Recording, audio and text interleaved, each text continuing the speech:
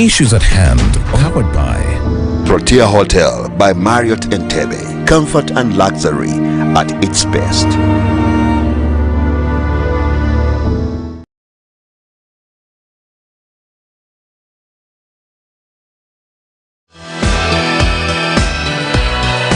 This is Church of Uganda Family TV, enriching lives.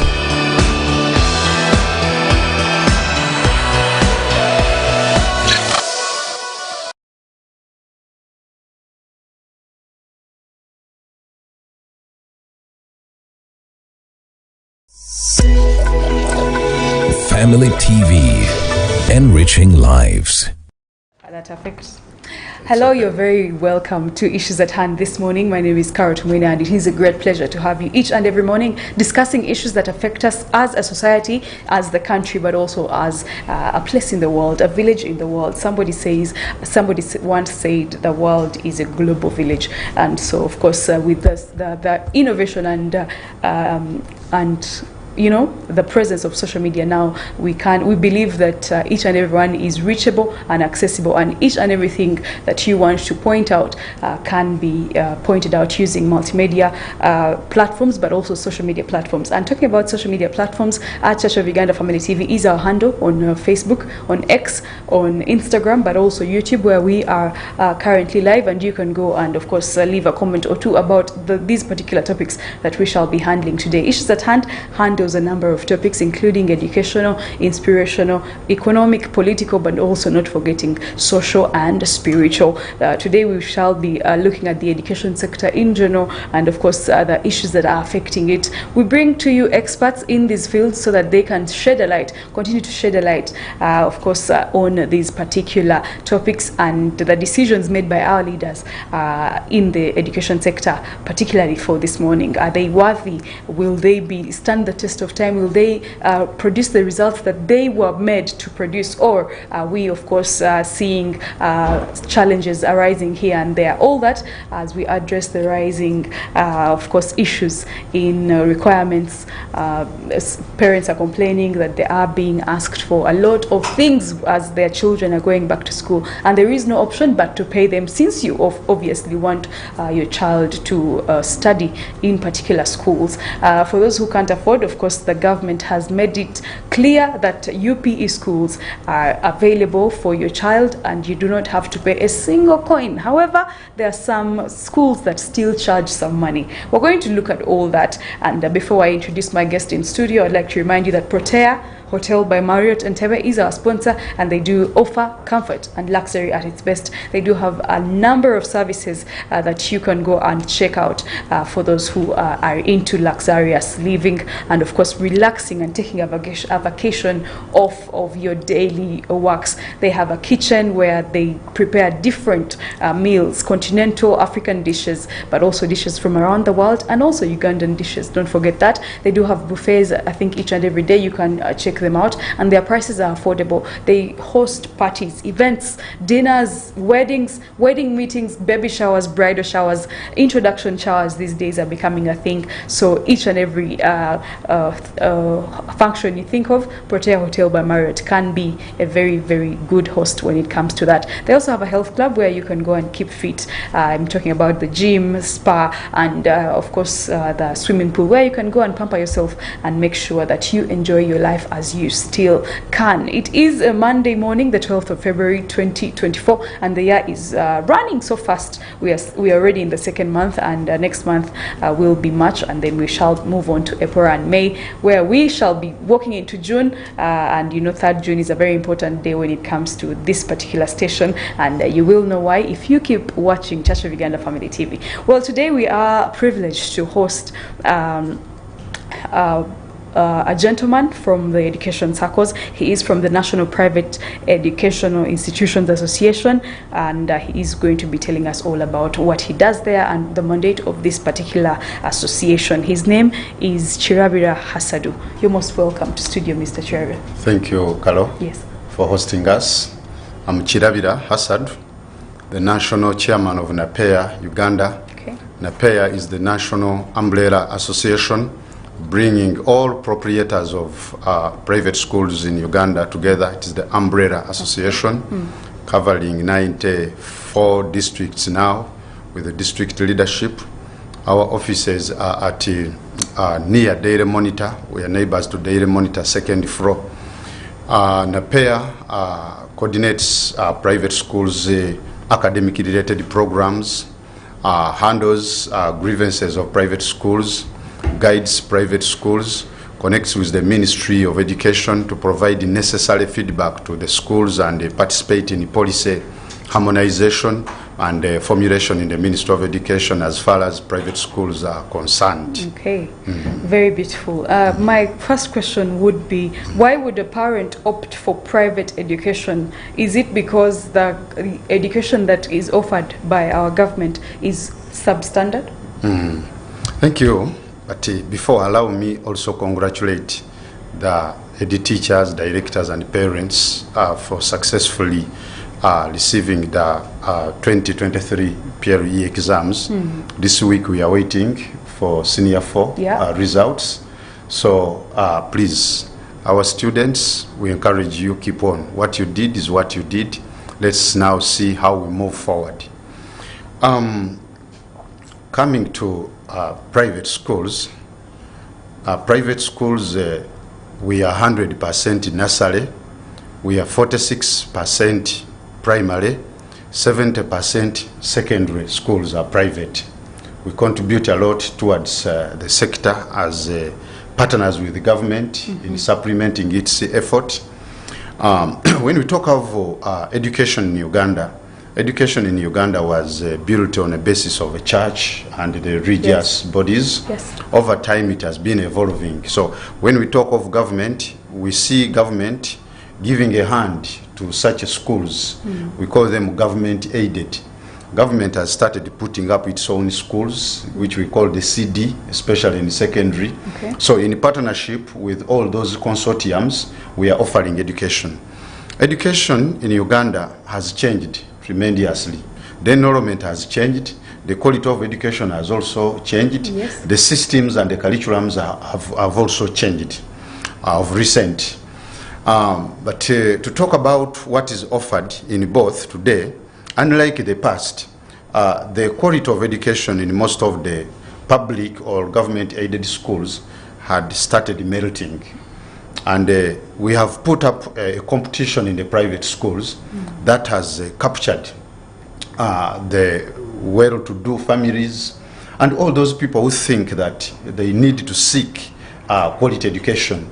And through that provision, we have managed to capture all those people who used to take learners, students outside Uganda to seek for quality education, and all of them now have come back to Uganda, and they are within the private schools. So in terms of education, we can say, ideally, if a parent is looking for what we would call quality education, he has to get it from the private education institutions, because of the way we manage our learners, the way we manage our teachers, the systems, the co-curricula, the way we mold a wholesome child, which cannot happen in the government because of limitedness of resources.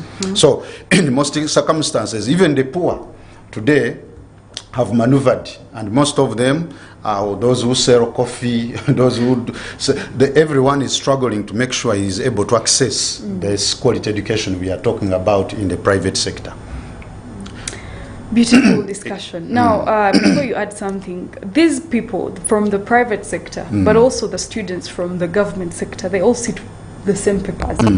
What is the challenge in that? Because we are seeing private schools, as you have mentioned, they give more care to their students. They want to, care for the student in terms of everything, whether it's food, classes, remedial classes, going for preps and all. They are hands-on.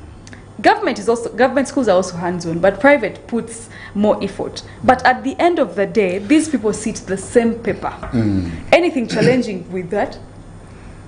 I think there are challenges in government schools. There are also some challenges in private. Yes. Private, we host The very best, the very good schools are in private. The worst are in private. The medium range schools are also in private. The reason why private schools have exceeded government, there are so many things. Private schools have built systems in schools that enable schools to operate, to evolve, even minus the owner schools run. Two, they have invested a lot into the human resource. Because when we talk of education, we are talking about prioritization. When you prioritize, it means you put in more money, you increase the budget. When you increase the budget, you are able to pay teachers well. When you pay teachers well, you are able to retain them. When you retain them, you accumulate experience. You know the people who are giving the service. When you service the education sector, of course, teachers are able to get catchment workshops, what we call continuous professional development. In private, we do all of that because we solely make decisions and quickly. If I want to see something in my school happen tomorrow, I know where I have to get money. I will go to bank. I will go to what? I get money. I put it. Government, it is a process. When it comes to the budget, to make sure all those are available in schools, the budget is minimal. The 3,000, the 10,000 a year for a student, for a learner in a primary school, it cannot work out to enable the school to run effectively. The teachers, the continuous professional development idea is not there. The idea of workshops in the government schools is not something you usually see. Teachers, since they qualified, they started teaching, they are no longer oriented, they are no longer taken for continuous professional development, they don't have catch-up workshops, which is not the case in private. So even accessing some learning materials, it is also hard. Yeah. Even where in secondary, science teachers have been paid well against the other side of the teachers. You'll see that most of the time the learning materials, the labs are empty, chemicals are not there. In the primary, you'll find the teachers need charts, they need what to put up better learning areas, learning materials are not present. To make sure learning aids are present to facilitate the teaching and learning processes. So that has affected the performance of the government schools.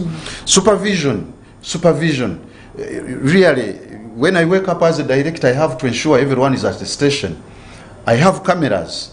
I have everything it takes to make sure everyone is paid well, but is doing what he's supposed to do. Just like it is. Even here, you see it is the same case. Very true. Which is not the case for the government schools. Systems are not in the government schools. Supervision is not in the government schools. We are talking about inspection. We wouldn't wish to have much inspections in private because we already self-started, apart from a few that are towards getting what you call profits, we call them surpluses. But those which are purely objective education, you'll find that the dreams really are materialized at a time when everyone is doing what he's supposed to do. And responsibilities are well defined. Government, you will never meet issues of support supervision. You'll find the head teacher will come the way he wants. Teachers come in the way they know. That is a relaxation center. When we talk of inspectors of schools, there is no enough resource provision to ensure that there is periodical checkup. It could be weekly checkup to make sure everyone is at station. What must be done is being done. The reporting mechanism where reports are made, they end up at a district level where there is a cow who is not in the docket of education, and you find there is a delay in taking decisions that determine or inform decisions to enable the system to run effectively. So all those challenges are at play. Okay. All right. Now, also when we look at private schools, it is one of the community that is said to cheat exams a lot.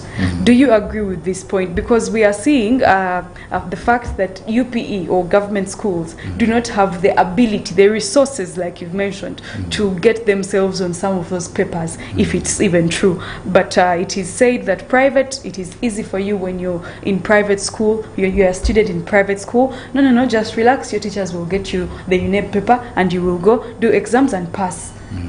Just like that. Do you agree with this? And if not, then what is the situation? Is it just hearsay? Is the media trying to, push something that is not even there? What is your opinion on this? It's not hearsay. We condemn such practices. Wouldn't be supporters of such practices as educationists. Yeah. I have personally participated on many occasions in the parliamentary proceedings, especially in the Committee of Education. During COVID time, we reviewed the regulations relating to malpractices. Okay. And we have biting laws against malpractices. Wouldn't wish to have a generation of doctors, of nurses, who passed through a system of cheating exams. What is the quality of what they are doing? Teachers, engineers, we wouldn't wish. We condemn this act, and we have worked with UNEB to uproot such schools. We know the competition, there is that competition. We used to call it healthy between government and private. Yeah. But when it comes to private and private, the competition, the good results have caused a big challenge as far as performance is concerned. Okay. But I'm happy that UNEB have put strides, have moved faster, acting on such. It's not so easy, however, it is still happening, but it's not so easy to steal exams today. Those who do it, they do it expensively and at a high risk now as we speak. Today, as we speak, UNEB have even asked Parliament to allow it constitute a court that prosecutes people who are involved in the examination malpractice. Yes. We think a right path has been taken, and all of those who are involved will be apprehended. Okay. And when we get you now, really, The consequences are strong. They are strong. They are tough. The school license will be withdrawn. The head teacher's license and the registration will also be recalled. So it is really tedious to participate in that and a very risky to your school. Okay. And we are calling upon head teachers to desist from such practices. We have networked countrywide. We have a mobile unit. There is a mobile unit in UNEB that was constituted under the auspice of the First Lady. This one rounds up, and there are so many cases which are in the processes being handled. So we are hopeful that in the near future, that one will be managed. Okay. And now my next question is the fact that there is an issue that has been, making rounds on social media, but also in the public, and that is the issue of requirements that are out of hand. Schools, especially private, are asking for requirements that are out of hand. There are many. They are some of them, according to society, are unnecessary, and some parents have started wondering, what do these requirements do? Because if all children are asked to bring maybe, say, a hen, there is a school in Kabale which is requesting for a hen, chicken, or 20,000 shillings equivalent of the hen for you to be allowed to access the school premises and start on your education. What do you think is the problem? Why are requirements going out of hand? First of all, it is unfortunate that we have such schools. Our secretariat at Napea, we have sent a team to find out on that. Okay. In December, I was visiting schools in Kabale, Chisolo, Western Uganda, working with the Minister of Education and the district inspectorates. We are seeing emergence of many schools today We call them quack schools, whose objectives in the delivery of education are not clear. But I know in this first month of the term, working with the ministry, we are uprooting the unserious so-called directors of schools who have changed rentals into schools, shops into schools, and their objectives are not education objectives, but they are personal gains geared towards, painting a picture that someone is offering education. Those are the kind of groups we are talking about, unprofessional kind of conduct. When we talk about requirements in schools, there are two issues. We have school fees and we have requirements. Last year, but 2022, through the Ministry of Education, a new regulation was brought with regard to school fees cap and the requirements. We struggled with the ministry to inform that it was irrelevant for them to put a fees cap to the sector which they don't fund. They don't finance any activity in the school, but the sector that pays tax, they don't know what is happening in schools, how we pay teachers, how we maintain learners at school, what services do we provide, because fees are informed by services provided by the school. And the services determine the category of parents you have and the class of parents you have. We are addressing the needs, the 20th century needs. You'll find vocation, you'll find swimming, you'll find sports, academy, you'll find the MDD music classes, a lot of activities in the school. So a parent has a choice depending on what he wants his or her child to be, and that will determine how much you have to pay. If you don't want such, you go to schools which don't provide such. If you want such, then you know the cost, how the cost is, and ABC. 80% of the schools private are affordable. 80% are affordable private schools. And all categories of fees are there. Those who pay 50, those who pay 100, those who pay 1 million, depending on the services provided. We managed to convince almost everyone to the cabinet level through the harmonizations and the parliament to make sure they leave that. And I'm sure now it is done. Government is embarking on ensuring it is enforced in the government schools, because in the government schools it is even worse. You'll find worse than private. It's rare. Even me, I have a secondary school, I have a primary school, I have a nursery school, which is not one but almost 4 schools. But what I pay is not, or it's not even half of most of these schools with 3 million, 2 million. I pay 700. 800. But when you look at the government schools, even admission of 500, 500,000, it is too much. You cannot come to private schools when you have also failed to organize your own house, where you do everything almost for them. It is unfair.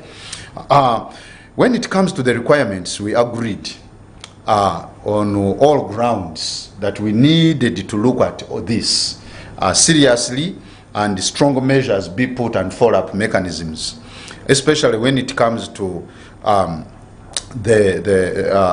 we are talking about infrastructure development fee in schools. Who develops for you infrastructure for your school? Because the private school must be there, teachers must be there, everything must be there before school starts business. Exactly. When it starts, you keep on developing it gradually, not parents. It's not a community school. So you find that some of these requirement sheets have building fee, development, 100,000 development fee, and then you wonder, is this even legal? Exactly. Computer laboratory fee, yet the laboratories must be there in the schools.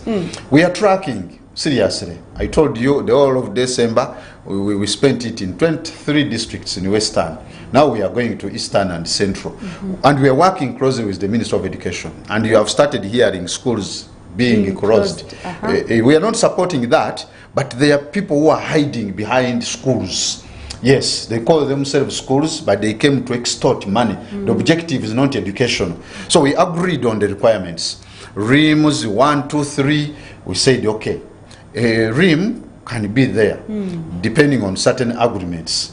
And there is a feedback line where unsatisfied parents have to communicate to the Ministry of Education or to us, and we intervene. We are looking at the development fee. We are looking at the school bus, school vans. You compare. This one is common in all. Public and private, they all request for this. We seem to agree with the ministry on those grounds, and we agreed for the enaction of that regulation, and I think the ministry is finalizing this year to have it in place so that those who are apprehended are prosecuted. That one is no doubt. So to all of you who are viewing us, please, in a school, we have to be careful. The way we operate schools, the way we manage schools must seem to be connecting with the objectives of education in Uganda, must connect well with the requirements of the Ministry of Education, the minimum requirements. We can only tolerate schools that seem to be on the path, taking the path of achieving or trying to get on to what we call the objectives of education as required by the Ministry of Education. Okay. Just briefly, maybe before we go for a short break, you can help us answer. You said some of these laboratories are empty and they don't have equipment, they don't even have chemicals to use and stuff like that. As a body that runs the institutions that are private, how exactly are you making sure that you are monitoring schools to make sure they do have the right equipment after getting this money from the parents? Is the money doing what it's supposed to do? How are you going to assure as stakeholders that the money that is asked from parents as fees to the school or requirements fees is actually used to buy the things that are supposed to be in schools? Because you find that a student paid a lot of money for school fees, but the science lab has no chemistry equipment. There is no, there are no computers to use. The biology lab is empty. How are you ensuring that as stakeholders you are curbing the vice of taking money for something and it actually is diverted to other places? When we go to schools for support supervision, we have a checklist for primary and for secondary. In secondary, those are some of the key centers we visit.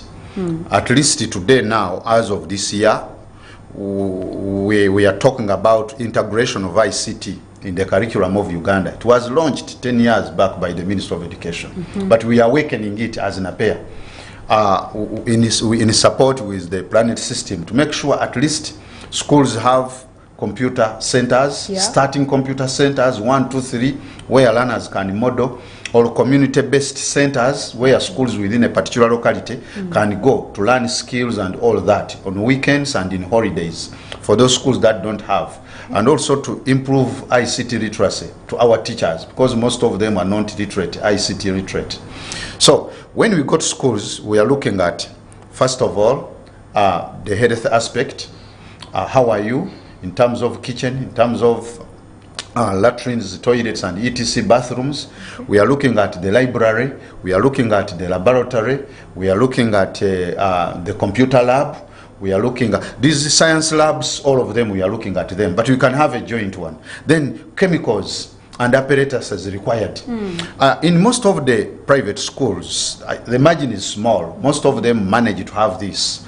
The equipments are there. What is challenging there are the chemicals to be used, because you'll find successfully, if you have to conduct a practical in the senior 4, it can take you almost 2 million, one practical. Oh. Yes, depending on the specimens you need. And you need to do practical almost every weekend, from senior 3, senior 4, every weekend. That takes you not less than 500,000 every weekend to do a practical in one subject, like a biology, to buy the specimen, to buy this, to buy that. So when you go to government, it is worse. It is worse. However, the ministry is trying to rejuvenate the operation and they are staffing these labs. But of recent, we are talking of empty labs with no equipment, with no materials required, apparatuses. But the challenge is more in government schools when it comes to that. Okay. Teachers are paid 4 million. When they go to the labs, there's nothing. Private schools, everything is there. Because as I tell you, before you give me a student, or even we are introducing some in the primary, we have some simple labs where we make tests for starch, for this and that. But those are now schools that are coming up seriously to make sure they track sciences. But when you come to secondary, yeah, you will visit the lab and see everything is there. But practicals are not going on. Why? Because the chemicals are expensive. That's why we are calling on government. We are telling government, please, we need to subsidize. We are promoting sciences. We are promoting ICT and tracking it. But it is expensive to buy these chemicals. They should be subsidized in the interest of education and promoting sciences. True.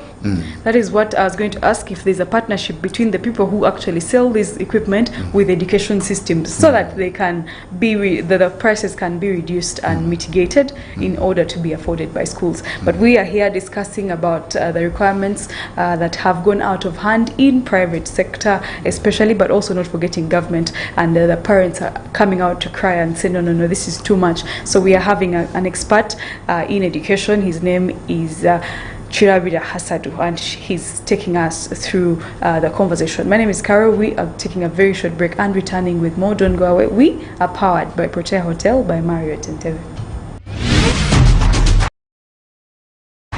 Issues at hand, powered by Protea Hotel by Marriott Entebbe. Comfort and luxury at its best.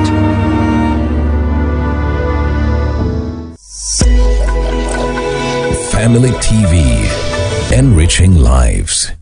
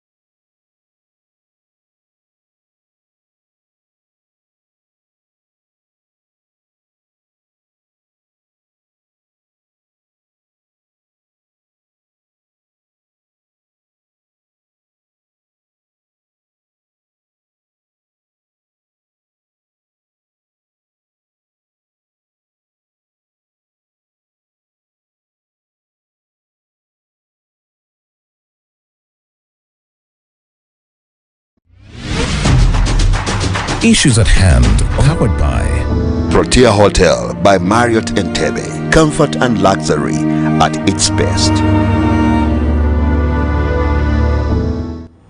We are talking education, one of the most important aspects of life currently. And when someone gives birth, the next thing is they want their child to grow, and then before you know it, they are already in nursery school. Now, it is believed that nursery school is a good foundation for your child before they enter into primary education. But is it necessary? This is where I want to start with my guest, Mr. Cheria Hasadu. But before that, remember, we are powered by the beautiful, the plush, the amazing Protea Hotel by Marriott Entebbe. As you can see on your screens, it is a very, very luxurious, beautiful place that you need to check out. And of course, together with your family. Don't go alone. Enjoy that money with your family. Actually, Mr. Chirauda, in case you want to enjoy your life with your loved ones, Protea Hotel by Reduce Marriott. pressure. You go and relax. Exactly. So we are hoping to see you one of these days, because you work a lot. Your work is too hectic, I believe. So you need a day or two to relax. Indeed. So, is it important for me to go to nursery school in order to attain primary school and actually do well there? What is the use of nursery education? It is very vital to have your child go through that cycle. The products of this generation who have gone through nursery are going to be different, and they are different from that generation where we could start in primary one. You start learning how to write and etc. We are glad that private schools, we have championed this, and 100% nursery schools in Uganda are private schools. We want to say viva to the proprietors and the initiators, the aunties and the judges who could bear our kids at home and later transformed through the knowledge they were giving, the informal kind of education we had. The old was a teacher to the young. So when we leave our children home, we could make them start the Jaja, Auntie's Press, the education they could take them through. It is through that calling that we see now the genesis of these nurseries up to today, when we have come now to the instructions being done by professional teachers with the care guide framework, out now confirmed by the Ministry of Education, and we are moving. So through this, a child is molded on discipline. You people, you no longer have time to manage your kids at home. You'll find that the school now does it all. Children cannot speak because they have no other kids they are interacting with. You don't have time to teach them discipline, religion, culture. That's why now our schools are all embracing. Now, when learners come here, we start organizing them. We start teaching them the manners, how to speak, how to help themselves, how to conduct themselves, how to hold the pencils, it is a preparatory stage that connects where a learner to the next stage level of education. Really, it is a very important stage for every school-going age to go through this preparation stage that perfects a learner.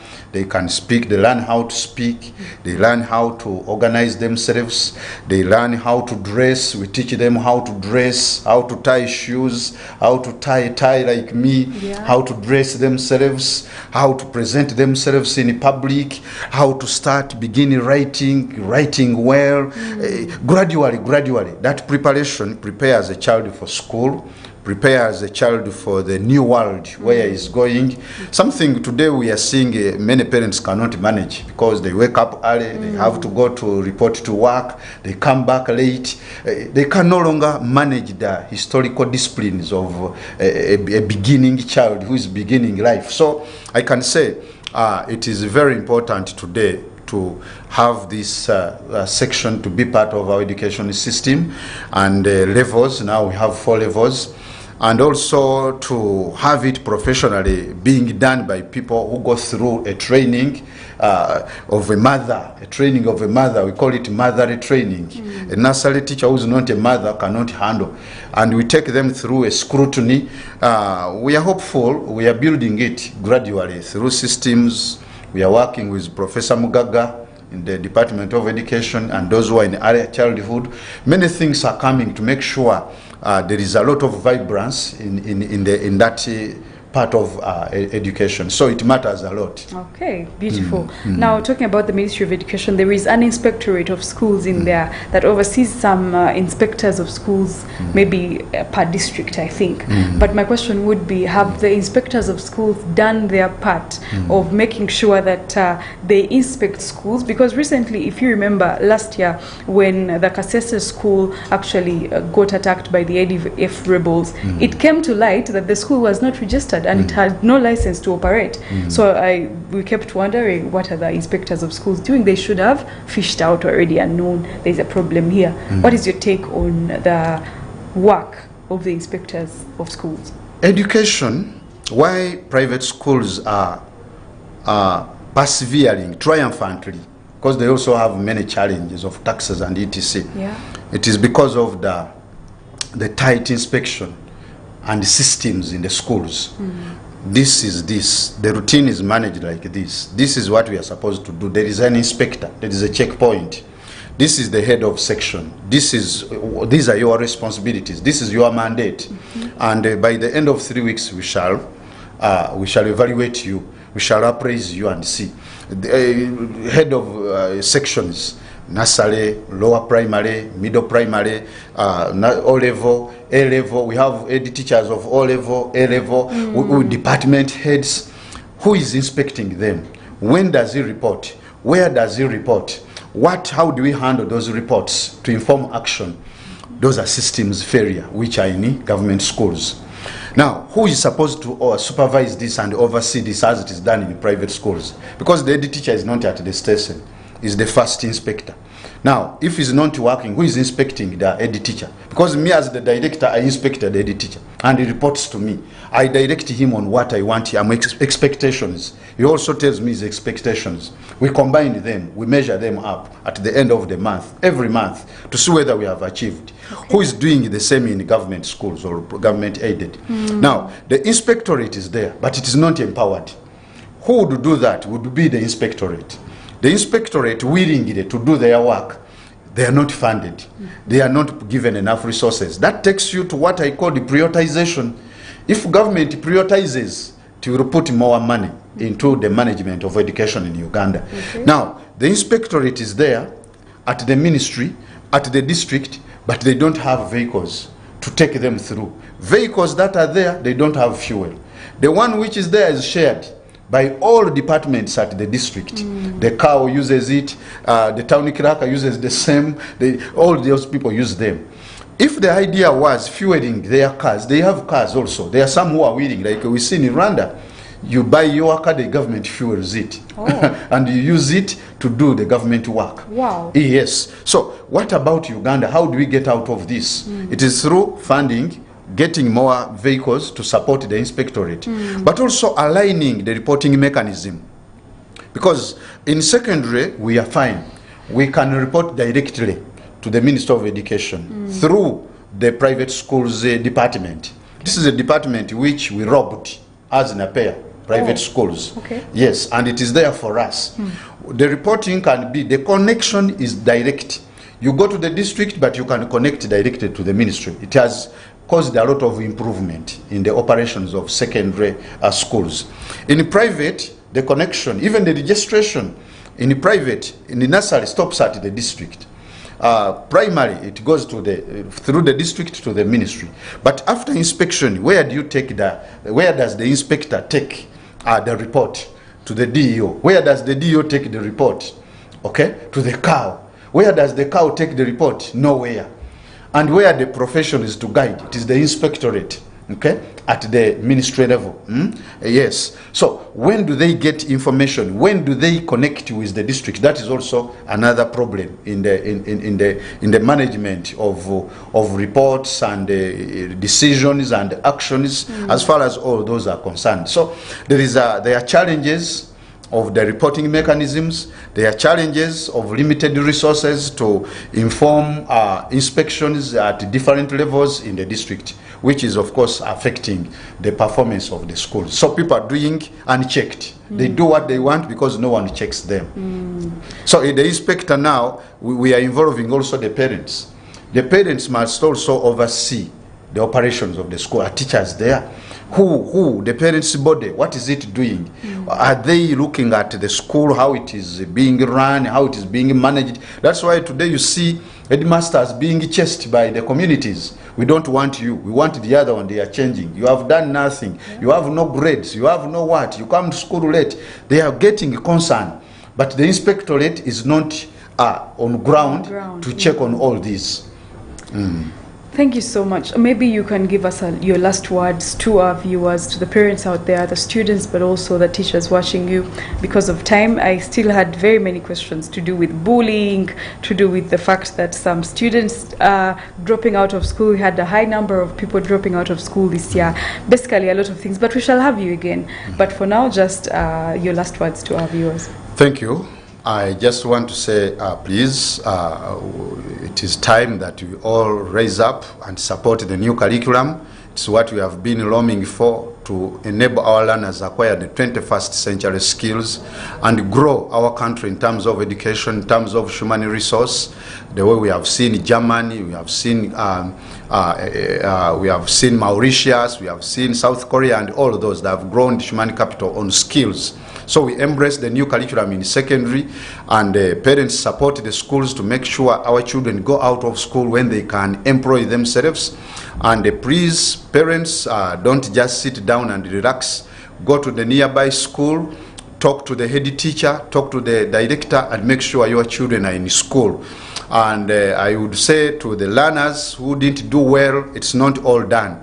Please keep on. Let's encourage these learners who failed to join in for vocation. Those who can, let the schools support the parents in convincing these children they are still young, so that life continues. My parents, please, I want to say our schools are still looming for you. We need more students. We are offering the right curriculum in Kiara City High School, Bulaga, City Junior School, Nateta, and City Junior School, Bulaga. We are there for education. Thank you, Carol, for hosting me for today.